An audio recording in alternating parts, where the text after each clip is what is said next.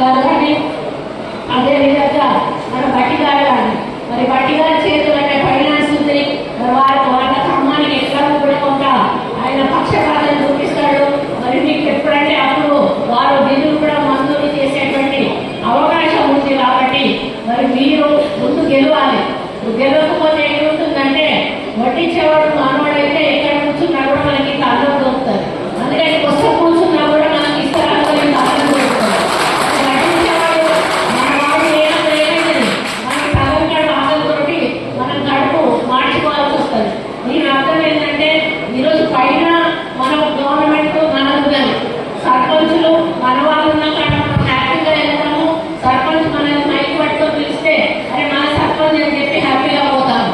అదే వేరే పార్టీ సర్పంచ్ ఉంటే వాడు మొహం ఎక్కడ పెడతాడు, ఈయన ఎందుకు వచ్చినామా మనం ఎమ్మెల్యేలో పోయినా మనసులో పోయినా కూడా వాళ్ళకి ఆ మనసులో ఫీలింగ్ ఉంటుంది అన్నట్టు. ఈయన ఎందుకు వచ్చిన బాబు మంచిగా నా బ్రహ్మాండ చర్యలు తీసుకుంటా అంటే అని అనుకుంటారు. కానీ అదే మన సర్పంచ్ అయితే మా ఎమ్మెల్యే గారు వచ్చిండ్రు, మా మంత్రి గారు వచ్చిండ్రు అని హ్యాపీగా పిలిచి మనకు అదే మనకు స్వతంత్రం ఓడిపోతాం. దానివల్ల మేజర్గా ఎందుకంటే అధ్యక్ష పదవి అనేది ఎక్కడికి పోయినా మన వాళ్ళ చేతుల్లో ఉండాలి.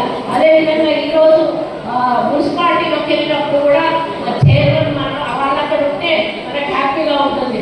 వార్డుకి వెళ్ళినప్పుడు వార్డు మెంబర్ మన వాళ్ళని మైక్ పట్టుకుంటే మనకు హ్యాపీగా ఉంటుంది. కాబట్టి మరి పై నుంచి కింది వరకు కూడా మన ప్రభుత్వం ఉంటే మనకు అభివృద్ధి బాగా జరుగుతుంది.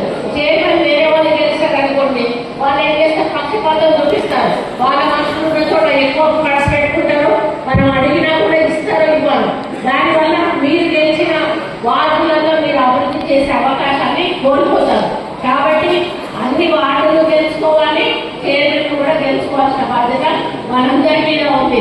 చైర్మన్ డిక్లరేషన్ అనేది మరి మీరు గెలిచిన తర్వాత అధిష్టాన వర్గం నుంచి అన్ని పై నుంచి మరి డిస్కషన్ చేసి చైర్మన్ కూడా మన స్థానిక ఎమ్మెల్యేలు స్థానిక డిసిసి ప్రెసిడెంట్ అందరూ కూడా కూర్చొని నిర్ణయించడం జరుగుతుంది. కాబట్టి అయ్యో నేనేస్తే నన్ను రాబోచ్చారు అనేటువంటి ఒక ఆలోచనతోటి మీరు ఎవ్వరు కూడా బాధపడదు. అట్లా ఎవరైనా ఉంటే వారిని మరి అధిష్టానం దృష్టికి తీసుకెళ్ళి వారికి ఏమైనా హెల్ప్ చేసే విషయాన్ని తప్పకుండా మరి మేము ఆలోచిస్తాము.